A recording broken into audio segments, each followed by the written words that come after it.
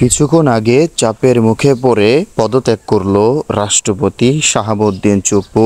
এইবার পিনাকি ভট্টাচার্যের প্ল্যান কাজে লেগেছে।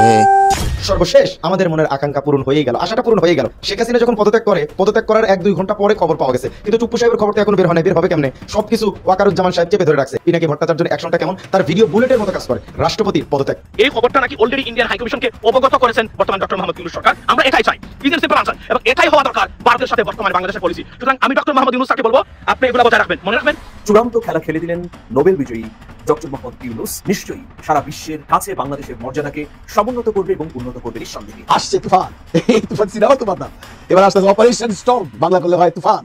ইউনূস সাহেবের দেশ চালাইতে হইব না, ইউনূস সাহেবের চালানোর মতো লোক আছে তার পিছনে, আপনাদের মতো লোক না হইলেও হবে। 2029 সাল পর্যন্তই ডক্টর মোহাম্মদ ইউনূসকে ক্ষমতায় রাখতে হবে, ক্ষমতায় থাকবেন, এবং ডক্টর মোহাম্মদ ইউনূস 2029 সাল পর্যন্ত বাংলাদেশের ক্ষমতায় থাকলে আগামী বাংলাদেশ সুন্দরভাবে প্রতিষ্ঠিত হবে এবং জনগণ স্বস্তিতে থাকবে। সে ধরনের একটি বক্তব্য এখন সমগ্র বাংলাদেশের এই প্রান্ত থেকে প্রান্ত পর্যন্ত ঘুরে বেড়াচ্ছে। চীন চাচ্ছে বাংলাদেশকে তাদের পকেটে নিতে, আর বাংলাদেশ কি চাচ্ছে? বাংলাদেশ এই মুহূর্তে চাচ্ছে ভারতের সামনে ঝুঁকবে না, প্রয়োজনে চীনের পকেটে যাবে। আর আপনারা জানেন ইতিমধ্যে চীন ঘোষণা দিয়েছে বাংলাদেশ বিশাল আকারের কয়েকটা হাসপাতাল নির্মাণ করবে, তাই না? যেন ভারতের প্রতি মানুষের যে চিকিৎসা স্বাস্থ্যের জন্য দৌড়াইতে হয় সেগুলো যেন না হয়, ইন্টারন্যাশনাল লেভেলের কয়েকটা হাসপাতাল তৈরি করে দিবে। আরেক যুগান্তকারী গ্রিন সিগন্যাল পেল বাংলাদেশ। 50 বছর মেয়াদে বাংলাদেশের চিত্র বদলে যেতে পারে, এটা বড় সুখবর। দর্শক, আপনাদেরকে আজকে একটি চমক নিউজ শোনাবো। নিউজটি শুনে আমি নিজে অবাক হয়ে নিউজটি মনোযোগ দিয়ে শুনলাম। পরিকল্পনার কথা শুনে আমার চোখগুলা কপালে উঠে গিয়েছে। খুবই জটিল, বাট আমার জিনিসটা ভালো লাগছে, বিশ্বাস করেন। আসসালামু আলাইকুম দর্শক, নতুন একটি সংবাদে আপনাকে স্বাগতম। প্রিয় দর্শক, বাংলাদেশের যে বর্তমান প্রেক্ষাপট চলছে তারই আলোকে বেশ কয়েকটি গুরুত্বপূর্ণ ভিডিও নিয়ে আপনাদের সামনে হাজির হয়েছি, যার কিছুটা অংশ বিশেষ আপনারা ভিডিও শুরুতে দেখেছেন। প্রিয় দর্শক, ভিডিও শুরুটা দেখে কিন্তু বুঝতে পেরেছেন আজকের নিউজটা ঠিক কতটা গুরুত্বপূর্ণ এবং ঠিক কোন বিষয়টাকে ইঙ্গিত করছে। তাই বলবো, যারা ভিডিওটি অন করেছেন একটু না টেনে সম্পূর্ণ ভিডিওটি মনোযোগ সহকারে শেষ পর্যন্ত দেখতে থাকুন। দর্শক মণ্ডলী, আমি আর এই বিষয় নিয়ে বেশি কথা বলবো না, চলে যাব আজকের কাঙ্ক্ষিত ভিডিওতে। তার আগে বলবো, যারা এই চ্যানেলে নতুন আছেন অবশ্যই চ্যানেলটি সাবস্ক্রাইব করে পাশে থাকা বেল বাটনটি ক্লিক করে রাখবেন প্রত্যেক মুহূর্তের আপডেট পাওয়ার জন্য। তো চলুন দর্শক, ভিডিওটিতে একটা লাইক দিয়ে ধারাবাহিকভাবে আজকের সবগুলো ভিডিওর আলোচনা দেখে আসি। জটিল, বাট আমার জিনিসটা ভালো লাগছে, বিশ্বাস করেন অনেক ভালো লাগছে। চেয়ারম্যানের ইলেকশনের দিন শেষ, মানে এখন থেকে আর সরাসরি চেয়ারম্যান আপনি আর ওইভাবে ইলেকশন করতে পারবেন না, আপনাকে ইলেকশন করতে হবে একজন মেম্বার হিসাবে। এতদিন পর্যন্ত যে মেম্বার নির্বাচনটা অনেকেই বলতো আরে বেটা মেম্বরই করবে, জি চেয়ারম্যান হইতে হলে আপনাকে মেম্বরই ইলেকশন করেই চেয়ারম্যান হইতে হবে, একজন মেম্বারই হবেন চেয়ারম্যান। বিষয়টা বোঝেন নাই? আসেন, বড় ধরনের একটা রদ বদলের জন্য ডক্টর মোহাম্মদ ইউনূসের কাছে আমাদের স্থানীয় সরকার নির্বাচন বা আরো যে নির্বাচনগুলো আছে এগুলোর ব্যাপারে গতকালকে যে কমিশন গঠন করা হয়েছিল তারা একটা রিপোর্ট দিয়েছেন, কিছু প্রস্তাব করেছেন। আমার কাছে খুবই ভালো লাগছে, খুবই। এখানে সিস্টেমটা কি, তারা যেটা বুঝাতে চাইছে যে প্রধানমন্ত্রী কে হবেন বাংলাদেশের, এটা কি জনগণ নির্বাচন করে? না। আপনি যখন বেগম খালেদা জিয়া বা শেখ হাসিনা অথবা যাকেই ভোট দিচ্ছেন, একজন মেম্বার অফ পার্লামেন্ট মানে এমপি হিসেবে তাকে আপনি নির্বাচিত করছেন। মন্ত্রী কে হবে সেটা কি জনগণ নির্ধারিত করে? না, জনগণ একজন এমপি নির্বাচন করে। তো মন্ত্রী প্রধানমন্ত্রী কিভাবে হয়? এই যে 330 জন সংসদ সদস্য, আমাদের দেশের সিস্টেম হচ্ছে কি, আমরা জানি বিএনপি পাশ করলে তারেক রহমান প্রধানমন্ত্রী, বেগম খালেদা জিয়া প্রধানমন্ত্রী, এটা পারিবারিকভাবে আছে। কিন্তু জামাত বা অন্যান্য দলগুলোর মধ্যে কিন্তু এই সিস্টেমটা নাই, ওইখানে আপনাকে সিস্টেমে আসতে হবে। তো ওই সিস্টেমের কাছাকাছি আমার ধারণা যেটা করতে চাচ্ছে, যে সংসদে যেমন প্রধানমন্ত্রী নির্বাচিত হয় মেম্বারদের ভোটের মাধ্যমে, নিজস্ব ইনসাইড কাউন্সিলিং এর মাধ্যমে, আবার মন্ত্রী কে হবেন এটাও কিন্তু ভোটের মাধ্যমে হয় উন্নত দেশগুলোতে। বাট আমাদের দেশগুলোতে দলীয় প্রধানরা চিহ্নিত করে দেন, অমুক তুমি এই মন্ত্রী, অমুক তুমি ওই মন্ত্রী। এখানে এমপিদের আল্লাহর কাছে দোয়া করা ছাড়া আর কোনো অপশন থাকে না যে এ হেরে ভোট দিবে। বাট স্থানীয় সরকার নির্বাচনের যেই পদ্ধতিটা এখন আসতেছে যে সবাই মেম্বার পদে নির্বাচন করবেন। তো নির্বাচন করার পরে কি হবে, এখান থেকে ধরেন একটা ইউনিয়নে আমরা নর্মালি দেখি যে 28টা 30টা 40টা গ্রাম আছে, অনেকগুলো ওয়ার্ড আছে, 50 জন ওয়ার্ড মেম্বার নির্বাচিত হবে। এই 50 জন ওয়ার্ড মেম্বার নির্বাচিত হবার পরে, শপথ নেবার পরে তারা বৈশা সিদ্ধান্ত নেবেন এই 50 জনের ভেতর থেকে কে হবেন চেয়ারম্যান। তবে এখানে কিছু জিনিস আছে আমার মনে আরেকটু আপডেট করা দরকার, যে এই মেম্বারদের নির্বাচনের যোগ্যতা কতটুকু থাকতে হবে, কারণ তিনি তো ভবিষ্যতে চেয়ারম্যান হবেন। তো সেই ক্ষেত্রে অশিক্ষিত স্বল্প শিক্ষিত মানুষ দিয়া, আনমডারাইজড পাবলিক দিয়া একটা এলাকার উন্নয়ন হবে না। সেখানে মিনিমাম অনার্স পাসটা বা গ্রাজুয়েশনটা বাধ্যতামূলক করতে যাচ্ছে সম্ভবত সরকার। আমার কাছে ভালো লাগছে, কারণ আপনি ভাই একটা ইউনিয়ন চেয়ারম্যান হবেন, আপনি ক কইতে পারেন না, খ কইতে পারেন না, 2 লাইন ইংরেজি জানেন না, টাকা আছে, ক্ষমতা দিয়া হয়ে গেছেন, এগুলোর দিনটা আসলে বদলানো দরকার লোকাল পিপলদের জন্য। আরো মজার বিষয় হচ্ছে, এবার আরো একটা কঠিন সংস্কার হচ্ছে, স্থানীয় সরকার নির্বাচনে কোনো মার্কা থাকবে না। বোঝেন নাই? আওয়ামী লীগ যে মার্কার প্রবর্তনটা করছিল, আমি তখনও বিরোধিতা করছি যে লোকাল মানুষ মার্কার কারণে অরিজিনাল যে মানুষটা দলের প্রতি আন্তরিক রাজনীতিতে শ্রম দিচ্ছে, জেল খাটছে বা ভালো মানুষ, তিনি কিন্তু জায়গা পাচ্ছেন না। ওই উপর থেকে টাকা টুকা খাইয়া সিন্ডিকেট হয়ে একজন মানুষ আসতেছেন, আমি দল দেখা মার্কা দেখা তারা ভোট দিচ্ছি, আর ভালো মানুষগুলো বিরোধী দলে যাচ্ছে, মানে বিরোধী পক্ষ হিসেবে ভোট করছে, অনেকে ওই জায়গাগুলোতে জিতছে, তাই না? এই সিস্টেমটার বিপক্ষে কিন্তু বিএনপিও গেছে যে না, স্থানীয় সরকার নির্বাচনে মার্কা থাকবে না। তো যেহেতু মার্কা নাই, আপনাকে একটা নিরপেক্ষ ভোট ফেস করতে হবে। আর এটা ফেস করার জন্য একজন মেম্বার মানে এখন কিন্তু একজন চেয়ারম্যান। কারণ 50 জন, কথার কথা আপনার ওয়ার্ড, গ্রামে বা এলাকা, ইউনিয়নে 50 জন মেম্বার মিলে সিদ্ধান্ত নেবে 50 জনের মধ্যে কে হবে এলাকার চেয়ারম্যান। আপনি যদি পাশ করে মেম্বার হন, বাকি 49 জন আপনার যদি নির্বাচিত করে, আপনি প্রতি এলাকার জন চেয়ারম্যান হয়ে গেলেন। সেই মেম্বাররা আপনার থেকে কাজ বুঝা তার এলাকার মানুষ টেনে দিবে যে এখান থেকে কি আসতেছে। আবার এটা পরিবর্তনের সুযোগ আছে। অনেক সুন্দর সুন্দর এই প্রস্তাবটা আমার কাছে ভালো লাগছে। সত্যি সত্যি এরকম সংস্কার হওয়া আসলে জরুরি। বাংলাদেশের ভিতরে বাংলাদেশ বাঁধ নির্মাণ করতেছে। বাঁধ নির্মাণ করে কি কারণে? পানি সংরক্ষণের জন্য হইতে পারে, নদী ভাঙন, এগুলি তো নিজেদের রক্ষা করার জন্যই তো, মানে অর্থাৎ ধানি জমি রক্ষা করা, মানুষের সম্পদ জমি জমা রক্ষা করা, এগুলির জন্যই তো বাদ দেয়। এবং সেটা তো আর এমন না যে অন্য দেশের সীমান্তে বাদ দিচ্ছে, নিজেদের ভেতরে। এইটা নিয়ে ভারত খুব উদ্বিগ্ন এবং সীমান্তে তারা প্রতিনিধি দল পাঠাইছে যে কি করতেছে বাংলাদেশ। এখন বাংলাদেশ নিয়ে মহা আতঙ্কে আছে। তাদের কাছে সবসময় মনে হচ্ছে এই মনে হয় চীন ওখানে ঢুকে গেল, এই মনে হয় পাকিস্তান ঢুকে গেল, এইরকম একটা অবস্থার মধ্যে আছে। সেটা কি? বাংলাদেশ ভারত সীমান্তে উচ্চ পর্যায়ের প্রতিনিধি দল পাঠিয়েছে ভারত। বাঁধ নিয়ে উদ্বেগের মধ্যে দেশটির উত্তর পূর্বাঞ্চলীয় রাজ্য ত্রিপুরার সরকার সীমান্তে ওই দলটি পাঠায়। মূলত মুহুরী নদীর ধারে বাংলাদেশের তৈরি করা একটি নতুন বাঁধকে ঘিরেই তৎপর ভারত। সোমবার এই প্রতিবেদনে এই তথ্য জানিয়েছে ভারতীয় সংবাদ মাধ্যম এনডিটিভি। সংবাদ মাধ্যমটি বলছে, রোববার ভারতের ত্রিপুরা রাজ্যের বেলোনিয়া সীমান্ত শহর পরিদর্শন করেছে ভারতের একটি উচ্চ পর্যায়ের প্রতিনিধি দল। মুহুরী নদীর ধারে বাংলাদেশের তৈরি করা একটি নতুন বাঁধ ভারতীয় অঞ্চলে কি ধরনের প্রভাব ফেলতে পারে তা সরেজমিনে দেখতে এবং মূল্যায়ন করতে তারা সেখানে পরিদর্শনে গিয়েছিলেন বলে দাবি করে। মানে এই বাঁধ নির্মাণ হলে যদি উল্টা তাদের, বাংলাদেশ হচ্ছে ভাটিয়া, তারা হচ্ছে উজানের দেশ, তাদের সীমান্ত অঞ্চলে তারা কি কি করতেছে এটা নিয়ে বাংলাদেশের বিন্দু মাত্র কোনো ভূক্ষেপ নেই, বরং আর এটা তারা কেয়ারও করে না। আর এখানে দেখেন যে বাংলাদেশের ভেতরে একটা বাঁধ নির্মাণ হচ্ছে, এরকম অসংখ্য বাঁধ আছে। তাদের এক মানে ভয় ঢুকে গেছে, ওরে বাবারে বাঁধ নির্মাণ করে না জানি কি অবস্থা তৈরি করছে। প্রতিনিধি দলের নেতৃত্বে ছিলেন ত্রিপুরা রাজ্যের গণপূর্ত বিভাগের সচিব কিরণ গিট্টে। তিনি বিলোনিয়া শহর এবং আশেপাশের সীমান্ত এলাকাগুলো ঘুরে দেখেন, স্থানীয় বাসিন্দা এবং জনপ্রতিনিধিদের সঙ্গে বৈঠক করেন। বেলোনিয়া পৌরসভার চেয়ারম্যানও ওই বৈঠকে উপস্থিত ছিলেন। পরিদর্শনের পর কিরণ গাট্টে জানান, দক্ষিণ ত্রিপুরা সদর বেলোনিয়া এবং আশেপাশের গ্রামগুলোকে সুরক্ষা দিতে ভারত সরকার নিজেও বাঁধ নির্মাণ এবং অন্যান্য প্রতিরক্ষামূলক ব্যবস্থা গ্রহণ করেছে। তিনি বলেন, চলতি বছরের জুন মাসের মধ্যেই মেরামত এবং নির্মাণের সব কাজ শেষ হবে। কাজ চলবে 24 ঘন্টা পর। তোদের ভেতরে তোরা যা খুশি কর, বাংলাদেশের ভেতরে বাঁধ নিয়ে তোমাদের এত মাথা ব্যথা কেন? তিনি বলছেন, দক্ষিণ ত্রিপুরা জেলার কাজের পরিমাণ অনেক বেশি হয়, অতিরিক্ত 5 জন প্রকৌশলী সেখানে নিয়োগ দেওয়া হবে। 2024 সালের আগস্টে ভয়াবহ বন্যা এবং ভূমিধসে মুহুরী নদীর পাড় ঘেঁষে নির্মিত বহু বাঁধ অবকাঠামো ক্ষতিগ্রস্ত হয়। সরকার ইতিমধ্যে রাজ্যের বিভিন্ন জেলায় 43টি ক্ষতিগ্রস্ত স্থান চিহ্নিত করেছে, যার মধ্যে ত্রিপুরাও একটি। এই প্রকল্পের সঙ্গে জড়িত কাজ খুব শীঘ্রই শুরু হবে বলে জানান গিট্টে। পরিদর্শনের সময় ভারতীয় সীমান্ত রক্ষী বাহিনীর ঊর্ধ্বতন কর্মকর্তারা উপস্থিত ছিলেন।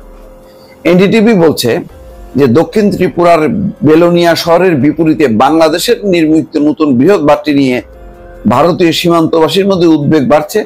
তাদের সংখ্যা, বর্ষা মৌসুমে নদীর পানি বাড়লে এই বাঁধ ভারতের আভ্যন্তরীণ গ্রামগুলোতে জলবদ্ধতা এবং বন্যা সৃষ্টি করতে পারে। বেলোনিয়া পৌর এলাকা, বাল্লামুখ, ঈশান চন্দ্রনগর সহ দক্ষিণ ত্রিপুরার একাধিক গ্রামের বাসিন্দারা এই নতুন বাঁধের কারণে ঝুঁকির মধ্যে রয়েছেন বলে মনে করছেন তারা। এর আগে উত্তর ত্রিপুরার উনাকোটি জেলার সীমান্তবর্তী এলাকায় একইভাবে বাংলাদেশের পক্ষ থেকে বাঁধ নির্মাণ করা হয়েছিল। সেই বাঁধের কারণে বর্ষার সময় কৈলা শহর এবং আশেপাশের গ্রামগুলোতে প্লাবনের আশঙ্কা বাড়ছে বলেও দাবি করা হয়েছে। মানে বাংলাদেশ কিছুই করতে পারবে না, সব খুলে রাখবে, আর ওনারা বাঁধ মানে আটকায় রাখবে পানি, আর যখন কি ব্যাপক বন্যা হবে ওই বাঁধগুলি খুলে দেবে, বাংলাদেশ ভেসে যাবে। কিন্তু বাংলাদেশ ওই পানি ঠেকানোর জন্য তার ভিতরে কোনো বাঁধ নির্মাণ করতে পারবে না। তো তিস্তা ব্যারেজ সহ অন্যান্য যে নদী ব্যবস্থাপনা নিয়ে চীনের সঙ্গে কথা হচ্ছে, সেগুলি কি? সেইগুলি হলো যে ওই যে তোমরা যে উজানের পানি ছেড়ে দাও, ওটা যাতে বাংলাদেশ প্লাবিত না হয় সেই জন্য নদী ব্যবস্থাপনা, বাঁধ, ব্যারেজ অনেক কিছু পরিকল্পনা করা হচ্ছে। এটা স্বাধীন সার্বভৌম দেশ হিসাবে বাংলাদেশ এটা করতে পারে, কিন্তু ভারতের মনে হয় এগুলি মেনে নিতে খুব কষ্ট হচ্ছে। দর্শক, যতটা নির্বাচনের সময়কাল গড়িয়ে আসছে ততটা চমকও মনে হচ্ছে যে গড়িয়ে আসছে। আপনাদেরকে আজকে একটি চমক নিউজ শোনাবো। নিউজটি শুনে আমি নিজে অবাক হয়ে নিউজটি মনোযোগ দিয়ে শুনলাম। জামাতের সেক্রেটারি জেনারেল মিয়া গোলাম পরোয়ারের একটি সাক্ষাৎকার। প্রিয় দর্শক, সেই সাক্ষাৎকারটিতে জানতে পারলাম যে আগামী নির্বাচনে জামাত কি পরিকল্পনা করছে। পরিকল্পনার কথা শুনেই আমার চোখগুলা কপালে উঠে গিয়েছে। এই মহাপরিকল্পনা নিয়ে যদি আগামী নির্বাচনে জামাত মাঠে নামে, তখন মাঠের অবস্থা কি হবে সেটা দেখার জন্য হয়তোবা সেই নির্বাচনের দিনকালগুলা পর্যন্ত আমাদের অপেক্ষা করতে হবে। হয়তোবা KTV 24 সেদিন আপনাদের পাশে মাঠে থাকবো, বাংলাদেশের উত্তর থেকে দক্ষিণ, পূর্ব থেকে পশ্চিম চষে বেড়াবো আপনাদেরকে সাথে নিয়ে। প্রিয় দর্শক, আমি বলতে চাচ্ছি যে এবারে নির্বাচনের চমকটা কি দিচ্ছেন জামাত, সেটা আজকে জামাতের সেক্রেটারি জেনারেল মিয়া গোলাম পরোয়ার বললেন যে আগামী নির্বাচনে হিন্দু, বৌদ্ধ, খ্রিস্টান এই তিনটি ধর্ম থেকে তারা নির্বাচনে উপযুক্ত প্রার্থী খুঁজছেন এবং উপযুক্ত প্রার্থী তারা পেলে তারা প্রার্থী দিবেন। বাংলাদেশের ইতিহাসে জামাত ইসলামীর মতো দল হিন্দু, বৌদ্ধ, খ্রিস্টান থেকে তারা নির্বাচনে ক্যান্ডিডেট দিবেন, প্রার্থী দিবেন। নির্বাচনের লড়াইয়ের মাঠে জামাতের ব্যানারে থাকবে এই তিনটি ধর্ম থেকে। যেহেতু বাংলাদেশের মুসলমানের পরে স্থান হিন্দু, তারপরে খ্রিস্টান বা বৌদ্ধ, এই তিনটি সংখ্যালঘু আমরা বলে থাকি। তবে বাংলা ভাষায় সংখ্যালঘু, আন্তর্জাতিক ভাষায় এটা কোনো সংখ্যালঘু না। প্রত্যেকেই দেশের নাগরিক, প্রত্যেকের সমান অধিকার। তাই সকলের সমান অধিকার থাকলে তাদেরকে অধিকার থেকে বঞ্চিত করার কোনো সুযোগ ইসলাম আপনাকে দেয় নাই। তাই জামাত ইসলামী একটি যেহেতু ইসলামিক দল, তারা সেখান থেকে গবেষণা করে বিবেচনা করেই রাজনীতি, অর্থনীতি, সমাজনীতি, রাষ্ট্রের কল্যাণে, রাষ্ট্রকে যারা ভালোবাসে সেই রাষ্ট্রপ্রেমিক মানুষদেরকে তাদের অন্তর্ভুক্ত করছেন এবং তারা এখন যাচাই বাছাই করছেন কাকে কোন আসনে প্রার্থী দিলে তিনি বিজয়ী হয়ে আসতে পারবেন জামাতের ব্যানারে। প্রিয় দর্শক, এখানে আরো চমক কথা বলেছেন যে বাংলাদেশের বিভিন্ন ইসলামিক স্কলার এবং বাংলাদেশের ইসলামিক দলগুলা থেকে জামাত বাছাই করছেন কে কোন আসনের জন্য উপযুক্ত, কার কতটুকু জনপ্রিয়তা কোন আসনে আছে। যেই আসনগুলাতে অন্য প্রার্থীদের জনপ্রিয়তা বেশি সেই আসনগুলা জামাত ছেড়ে দিবেন, জামাত রাখবেন। আমরা যেতটুকু বুঝতে পারছি যে 200-এরও কিছু বেশি আসন জামাত নিজে রাখবেন আর অন্যান্য সঙ্গী সাথীদেরকে ছেড়ে দিবেন প্রায় 100 আসন। প্রিয় দর্শক, এই চমক নিয়ে যদি মাঠে আসে জামাত, তাহলে একটা ব্যালেন্সফুল তারা প্যানেল তৈরি করতে পারবে, যেই প্যানেলের ব্যালেন্সের কারণে জনগণ আকৃষ্ট হতে পারে যে এবার আমরা তাহলে সকল ধর্মের ধর্মীয় অনুভূতি নিয়ে যেই জোটটি তৈরি হয়েছে এই জোটটিকে সরকারে দিয়ে আমরা 5 বছর দেখি তারা কতটুকু বাংলাদেশকে উন্নয়ন করতে পারে। কারণ সকলেই এই কথাটা বারবার আমারও রিপিটই বলছি আপনাদেরকে যে আওয়ামী লীগ দেখেছি, বিএনপি দেখেছি, জাতীয় পার্টি দেখেছি, জামাতকে দেখি নাই। দেখেছি জামাতের 2 মন্ত্রীকে, বিএনপির সাথে 2 মন্ত্রীর রয়েছে অগাধ বিশাল কর্মদক্ষতা এবং চারিত্রিক সার্টিফিকেট। এই 2 মন্ত্রী সার্টিফিকেট দিয়ে গিয়েছে যে জামাত মন্ত্রী হলে চুরি করে না, জামাত মন্ত্রী হলে ভুরি বুঝ করে না, জামাত মন্ত্রী হয়ে ঘর থেকে বানানো ওই যে সামান্য খিচুড়ির মধ্যে 1 টুকরা মুরগির মাংস, আলী হাসান মোহাম্মদ মুজাহিদের সেই খাবারের দৃশ্য সকলের চোখে পড়ে। আর জামাতের মন্ত্রীরা তাদের মন্ত্রীর গাড়ি ব্যবহার করে না, তারা তাদের স্ত্রী, তাদের সন্তানরা মন্ত্রীর গাড়িতে স্কুল কলেজে যায় না, সরকারি গাড়ি ব্যবহার করে, তাদের পরিবার চলে না। এই যে চমকগুলা তারা দেখিয়েছে, ওই জায়গাটায় মানুষের একটা দুর্বলতা ওই 2 মন্ত্রীর উপর থেকে, এবং ওই 2 মন্ত্রীকে শেখ হাসিনা ফাঁসি দিয়ে আরো বেশি জনপ্রিয়তা করে ফেলেছে দলটিকে। প্রিয় দর্শক, এই দলটি ডে বাই ডে জনপ্রিয়তার দিকে এগিয়ে যাচ্ছে, কিন্তু বাংলাদেশ জাতীয়তাবাদী দল বিএনপির রয়েছে সারা দেশব্যাপী জনপ্রিয়তা এবং তাদের রয়েছে সারা দেশব্যাপী প্রত্যেক আসনে প্রার্থী।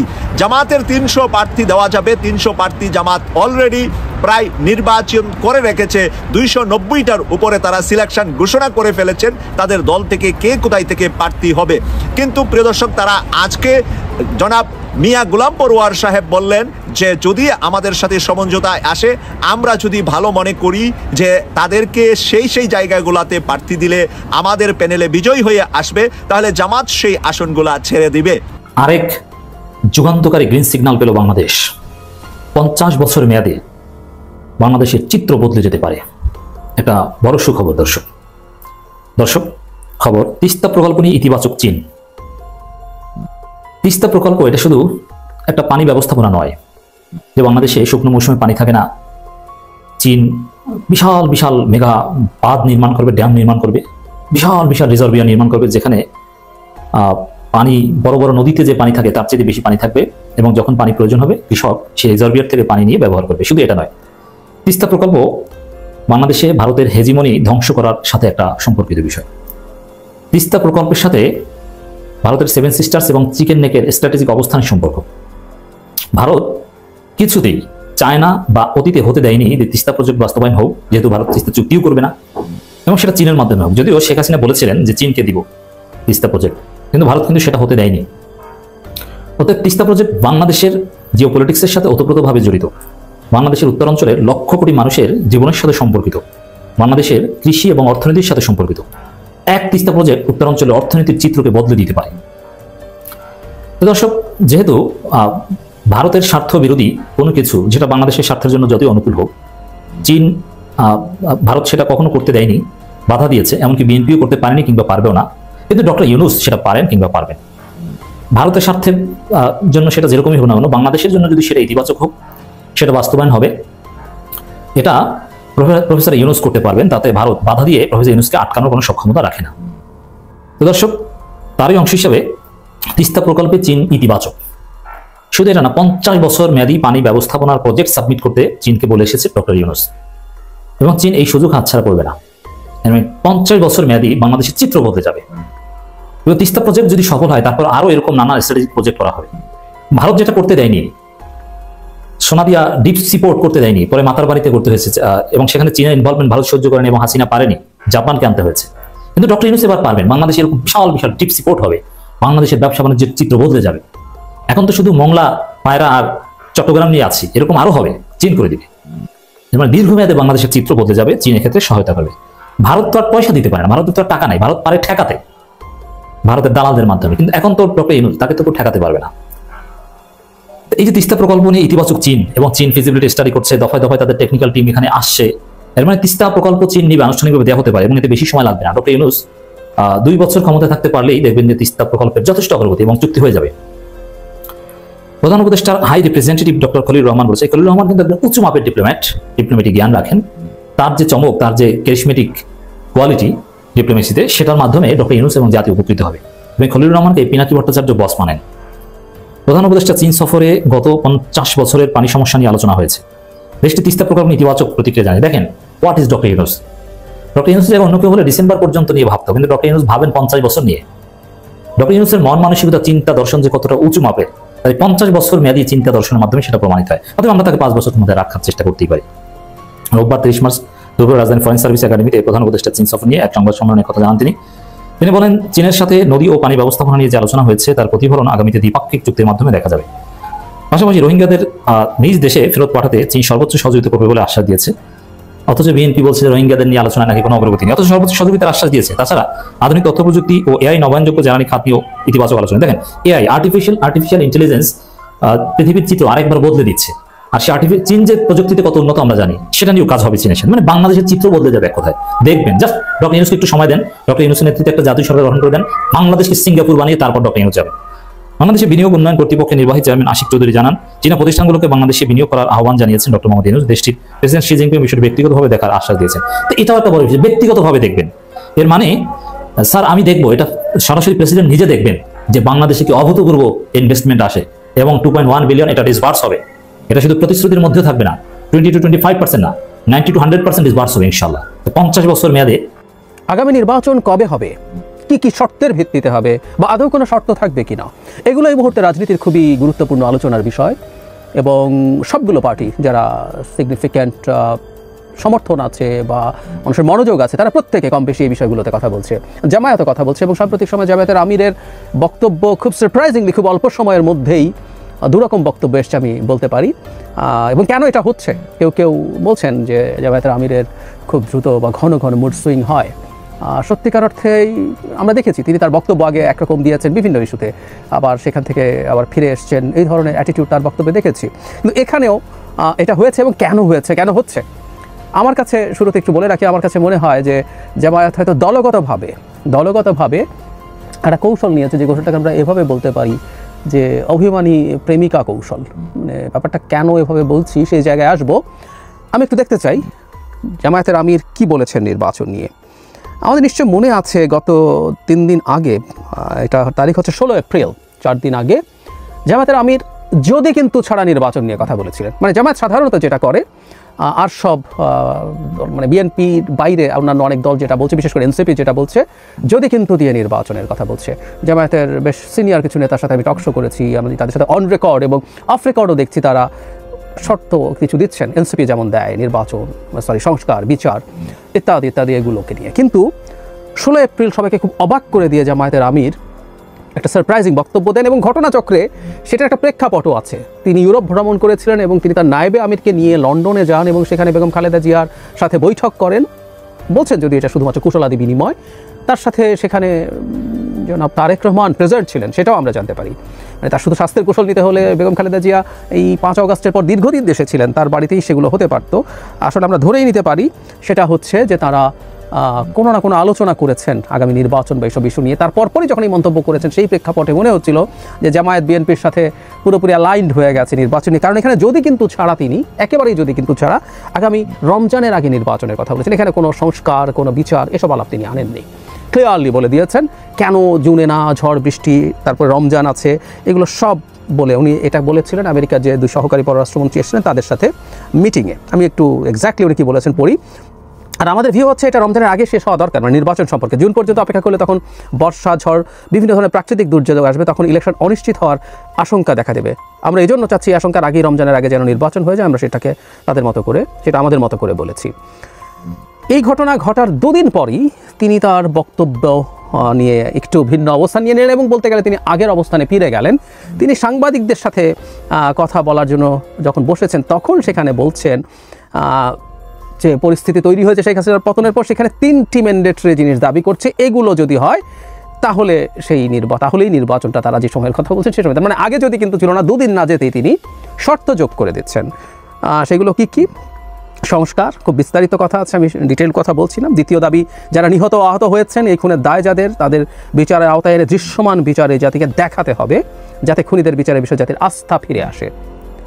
তৃতীয়টা হচ্ছে রাজনৈতিক দলগুলোকে সম্মান করার পরিবেশ সৃষ্টি করতে হবে, জিতে গেলে নির্বাচন সুষ্ঠু আর হেলে গেলে দুষ্ট মানসিকতা থেকে বেরিয়ে আসতে হবে, নির্বাচনটা খুব ভালো হতে হবে, প্রচুর এনগেজমেন্ট লাগবে, এগুলো বলছেন। তাহলে তিনি সংস্কারের কথা বলছেন, বিচারের কথা বলছেন, বিচার দৃশ্যমান হতে হবে। এই সরকারের অধীনেই, আমি ঠিক জানি না বিচার হওয়া না হওয়ার সাথে নির্বাচনটা কীভাবে রিলেটেড। এবং আমি এই প্রশ্ন জামায়াতের এক নেতাকে অন রেকর্ড টকশোতে প্রশ্ন করেছিলাম। এখানে একটু বলে রাখি, আওয়ামী লীগ মানে বাংলাদেশে বর্তমানে যারা রাজনীতির মাঠে আছে, বিএনপি, জামায়াত, এনসিপি, আওয়ামী লীগ কার ওপরে অত্যাচার করেনি। এবং কোন দলটা, ধরে নিলাম বিএনপি জিতলো বা জামায়াত জিতলো বা এনসিপি জিতলো, কে আওয়ামী লীগের বিচার করবে না? আমরা একটু দেখতে চাই, জানতে চাই, সেটা আসলে দেখার কৌতূহল আছে যে এই সরকারকেই করে যেতে হবে। আর এই সরকার 1.5 বছর, 2 বছর, 3 বছর, 5 বছর, কত বছর থাকলে সবার বিচার, সব বিচার দৃশ্যমান হবে? উদ্ভট কথা, কিন্তু এগুলো আনা হচ্ছে। এবং আমি জামায়াতের নেতার কাছে অন রেকর্ড জানতে চাইছিলাম, জামায়াতের কাছেও বা এনসিপির কাছে আসলে জানতে চাই কতজনের বিচার, কার বিচার, কোন পর্যায় পর্যন্ত, এটা কি প্রাথমিক রায়, এটা কি আপিলের রায়? আর কারো যদি ডেথ পেনাল্টি হয় তাহলে তো তার ডেথ রেফারেন্স সহ বহু কিছু, কোন পর্যায়ে, নাকি ফাঁসি কাটতে যাচ্ছে এটা দেখতে হবে, জনাব সারজিৎ আলম যেভাবে একসময় বলেছিলেন। সো এগুলো আসলে ক্লিয়ার করা দরকার আছে, কিন্তু উনি এটা বলছেন। আবার ঠিক গতকাল এখানে আবার একই কথা বলছেন, শুধু না তিনি এখানে খোঁচা দিচ্ছেন, সেটা এরকম দেশ জুড়ে চাঁদাবাজিতে জনগণের ধৈর্যের বাঁধ ভেঙে গেছে এমন মন্তব্য করছেন জামায়াতের আমির। তিনি বলছেন খুনিদের বিচার ও প্রয়োজনে সংস্কারের আগে কোনো নির্বাচন নয়, চুরি আর কালো টাকার ভোট দেখতে চায় না জামায়াত। খুব ক্লিয়ার। তার মানে আবারও তিনি পরপর 2 দিন ক্লিয়ার করছেন বিচার এবং সংস্কার আগে কোনো ভোট হবে না। তাহলে উনি যে বললেন 16 তারিখে রমজানের আগে নির্বাচন হতে হবে তাত্ত্বিকভাবে, তাহলে এখন উনি আবার সরে এসছেন। ধরে নিলাম বিচার এবং সংস্কার, যে সংস্কার প্রয়োজন সেগুলো যদি রমজানের আগে শেষ না হয়, তাহলে জুনের নির্বাচন বা জুনের আগেও শেষ না হতে পারে। ওনার কথা মতো ওনারা ডক্টর ইউনূস যে জুন বলছেন সেটাই আস্থা নেই। তাত্ত্বিকভাবে বলছি, জুনের মধ্যেও যদি বিচার দৃশ্যমান না হয়, জুনের মধ্যেও যদি ডিজায়ার্ড সংস্কার, ডিজায়ার্ড মানে তাদের ডিজায়ার্ড সংস্কার না হয়, তাহলে নির্বাচন তার পরের ডিসেম্বর, মানে 26শে ডিসেম্বর নাকি 27শে জুন, 27শে ডিসেম্বর, এসব কি চলতে থাকবে কিনা ইজ এ কোয়েশ্চেন। ওই আলোচনা সরিয়ে রেখে এখন যে কথাটা বলছিলাম, জামায়াত আসলে এই কাজটা কেন করছে? আমি মনে করি এটা ওনাদের দলীয় সিদ্ধান্ত। মানে যে বলছিলাম শুরুতেই, এটা এই মুড সুইং বা পরিকল্পিতভাবে অভিমানী প্রেমিকার মতো আচরণ। মানে প্রেমিকা মনে করছেন তিনি যত অভিমান করবেন তার প্রেমিক তার তত মান ভাঙাবেন, এটা দিয়ে তিনি তার প্রেমিকের মনোযোগের কেন্দ্রে থাকতে পারবেন। এটা একটা কৌশল। এটা ভালো খারাপ ইজ এ ডিফারেন্ট ডিসকাশন, কিন্তু এই কৌশল কারো থাকতে পারে। এটা খারাপ কি ভালো আমি সেই প্রসঙ্গে একটু পরে আসছি। ফলে জামায়াত সম্ভবত মনে করছে 16 তারিখ যখন একদম বিএনপির মতো করে তিনি বক্তব্য দিচ্ছেন, ওই বক্তব্যটা একদম বিএনপির সাথে অ্যালাইন ছিল। জাস্ট যে কাট অফ ডেট, বিএনপি বলছিল এটা ডিসেম্বরে হবে, তাদের কথা মতো এটা মিড অফ ফেব্রুয়ারির আগে, সো 1.5 মাসের মতো বেশি সময় তারা নিয়েছিলেন। এতে আমাদের অনেকেরই মনে হয়েছে তারা ওই যে সেই বৈঠকের পর ভেরি মাচ বিএনপির সাথে অ্যালাইন্ড হয়েছেন, তাদের নিশ্চয়ই কোনো আলোচনা বা কোনো আন্ডারস্ট্যান্ডিং হয়েছে, তারা এটা নিয়ে করবেন। কিন্তু হঠাৎ করে আবার অবস্থান পাল্টে ফেললেন। আমি ধারণা করি ব্যক্তিগতভাবে ওই বৈঠক যা যা চেয়েছিলেন তারা, সেগুলো হয়তো সেরকম তেমন কিছু হয়নি, অথবা এই আলাপটা সামনে আনার সাথে সাথে হয়তো তাদের এক ধরনের সমালোচনা হয়েছে, দলের ভেতরেও হয়ে থাকতে পারে। কারণ দীর্ঘদিন থেকে এই শর্তহীন নির্বাচন যখন বিএনপি চাইছে, তখন তীব্র সমালোচনা তার দলের লোকজন করেছে। আমরা দেখেছি, আমরা যারা নির্বাচনের কথা বলি, আমাদের প্রত্যেককে ভারতের দালাল, বিএনপির দালাল, বিএনপির টাকা খেয়েছে। যে এই ভিডিওর কমেন্টেও লেখা হবে সেটাও আমি জানি, আমি আগেও বলেছি আপনাদের কমেন্টের স্বাধীনতা আছে, তাই আমি কমেন্টের অপশন বন্ধ করি না। তো এগুলো বলার কারণে এখন তারা হঠাৎ করে দেখছেন তাদের দল, তাদের আমিরও একইভাবে কথা বলছে, ফলে তিনি সরে আসছেন। এবং এতে এই যে পরিবর্তন হলো, আবার বিএনপি নিশ্চয়ই তাদের খোঁজ খবর করবেন, কি ভাই আপনি আবার এমন করছেন কেন, কি ব্যাপার, আবার তার সাথে বসার চেষ্টা হতে পারে। তিনি তাই ভাবছেন, অভিমান করছেন বারবার, এবং তার মান ভাঙাতে বিএনপি বারবার আসবে, কারণ জামাত এই মুহূর্তে একটা গুরুত্বপূর্ণ শক্তি মাঠে আছে। একই ধরনের কৌশল গ্লোবাল রাজনীতিতেও কেউ কেউ অ্যাপ্লাই করার চেষ্টা করেছেন, কিন্তু এটা আদতে ভালো কিনা সেটার প্রশ্ন সবসময় আছে। যেমন যে দলটাকে বা যে দেশটাকেও তারা দূর থেকে ফলো করেন বলে মনে হয় অনেক ক্ষেত্রেই, সেটা হচ্ছে একেপি টার্কির, এবং এরদোয়ানকে তার রাজনীতিকেও জামাত এক ধরনের ফলো করে কিছু কিছু ক্ষেত্রে, অ্যাটলিস্ট সেটা আমরা ধারণা করতে পারি। এরদোয়ানের একটা ব্র্যান্ডিং আছে পৃথিবীতে, তিনি আসলে নানা সময় এরকম খুবই ফ্লাকচুয়েটিং বিহেভিয়ার দেখান। আজ এর সাথে ভালো, কাল খারাপ, পরশু ভালো, তারপরের দিন খারাপ, আমি আজকে যার সাথে ভালো, পরদিন তার শত্রুর সাথে ভালো, এরকম নানান কিছু করতে চেষ্টা তিনি করেছেন। এতে তিনি যেহেতু খুব পাওয়ারফুল একটা দেশের প্রেসিডেন্ট, নেটোর সবচেয়ে বড় সামরিক বাহিনী থাকা দেশগুলোর মধ্যে টপের দিকেই তিনি আছেন, এবং খুবই ফর্মিডেবল একটা মিলিটারি ফোর্স, এবং এটা একটা রিজিওনাল সুপার পাওয়ার তো বটেই। তো তার মান ভাঙানো, তাকে পক্ষে রাখার জন্য অনেকেই নানান রকম চেষ্টা করে গেছেন, কিন্তু একটা মারাত্মক প্রাইস একটা পর্যায়ে তাকে পে করতে হয়েছে বা হয়। সেটা হচ্ছে একটা আনরিলায়েবল মানুষ, মুড সুইং করে অনেক বেশি যে মানুষের, সেই মানুষ খুব ভালো পার্টনার হতে পারেন না, অ্যালাই হতে পারেন না, ফ্রেন্ড হতে পারেন না। এটা হলো মেজর প্রবলেম। মনোযোগ হয়তো শর্ট টার্মে পাওয়া যায়, কিন্তু যে মানুষটা, যে দলটা তার পলিসি মুহূর্তে মুহূর্তে পাল্টায়, সেই দলটাকে যেহেতু চিনতে সমস্যা হয়, তার সাথে কে থাকবে, কি থাকবে, কেন থাকবে, কিভাবে থাকবে, এসব নানা ক্ষেত্রে নানা দল কনফিউজ থাকে। ধরুন এই 16 এপ্রিলে যখন তিনি শর্তহীনভাবে এটা বলেছেন, তার আগে তো এনসিপি জামায়াতকে সম্মত অ্যালাই ভাবছিল যে তাদের নির্বাচন নিয়ে তারা যেভাবে যদি কিন্তু দিয়ে কথা বলছেন, জামায়াতও তাই বলছে, এবং আমার ইন্টারপ্রিটেশন হচ্ছে এই দুটো দলেরই যত বেশি সম্ভব সময় পেলে নির্বাচনের আগে ভালো হয়, তাই তারা এই আলাপটা আনছেন। আমি বলছি না বিচার বা সংস্কার নিয়ে তাদের আন্তরিকতা নেই, কিন্তু এটা টেকনিক্যালি ব্যাপারটা সেই রকম। আবার বিএনপি যেহেতু দেখছে দ্রুত নির্বাচন হলেই তারা খুব ভালো ফলাফল করতে পারে, সুতরাং তারা সেই জায়গায় গেছে, তাই তারা ডিসেম্বরের মধ্যে নির্বাচন চায়। কিন্তু এনসিপি এখন হঠাৎ করে 16 তারিখ দেখলো, যদি কিন্তু বাদ দিয়ে বিএনপির মতো করে কথা বলছে জামায়াত, সো তারা কনফিউজড হয়েছে। আবার বিএনপি মনে করলো না জামায়াত এখন আমাদের মতো করে কথা বলছে, কিন্তু না, আবার উনি আগে যা বলতেন একদম সরাসরি বলছেন গতকাল, যে সংস্কার এবং বিচার ছাড়া শেষ করার আগে কোনো নির্বাচন হতে পারবে না। এনসিপি এখন আবার দেখলো যে সে আবার একই রকম জায়গায় ফিরে এসছে, আবার তার বন্ধু কিনা। বিএনপি দেখলো যে তার সাথে অ্যালাইন নাই, এখন এনসিপি নতুন করে তাকে কি ফুললি বিশ্বাস করবে? কারণ 16 তারিখ দেখা গেছে জামায়াত বিএনপির মতো করে কথা বলছিল। সো অভিমানী প্রেমিকা কৌশল যেটা, সেটার প্রবলেম এটা। মনোযোগ হয়তো শর্ট টার্মে পাওয়া যায়, সবাই তার মান ভাঙানোর চেষ্টা করে, তার পক্ষে নেওয়ার চেষ্টা করতে পারেন, কিন্তু দীর্ঘমেয়াদে আনরিলায়েবল হয়ে যায়, এবং জামায়াত এই ঝুঁকিটা তৈরি করছে। জামায়াতের আমির যে ধরনের বক্তব্য দিচ্ছেন, আমি ধারণা করি এটা অবশ্যই জামায়াতের কেন্দ্রীয় সিদ্ধান্ত, উনি জাস্ট ওনার ইচ্ছে হচ্ছে বলে ফেলছেন তা না।